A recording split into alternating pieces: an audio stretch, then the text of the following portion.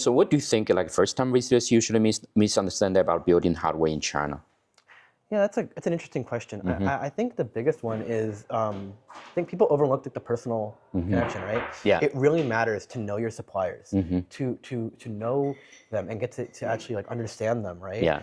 And treat them as friends and equals. If you do that, you create this bond, right? Then they're going to help you Yeah. because you help each other, right? You can grow together, Yeah. mutual success. Yeah. So your success does not hurt them. You help each other. So they want to see you succeed, and you're going to cause them to succeed. So I really, if you can get them to be invested in you and explain what you're doing, I think that's very valuable. And I think if you view it as a very transactional environment, you might miss that. But if you view it like on a person-to-person level, you can better understand and better develop those connections. Exactly.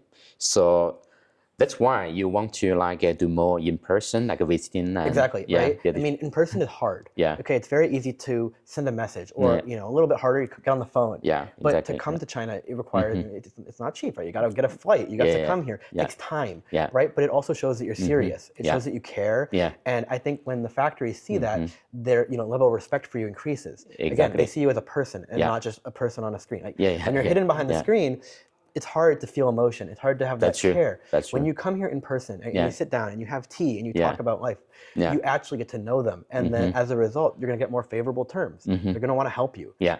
And I think if you just do this through the internet, right, people love online meetings. Oh, it's so efficient. Yeah. Sure, it's efficient, but the outcome is so different. Yeah. Because it's hard to travel, right? And that's the benefit. If you don't do that, maybe you're not as interested. Maybe you're not going to, go the extra mile. So that's true. That's indeed, and also the business culture is different. Yes. When you build the bonds in person, people get to know you more. Yes. So everything is like a more possible. Yeah. 100%.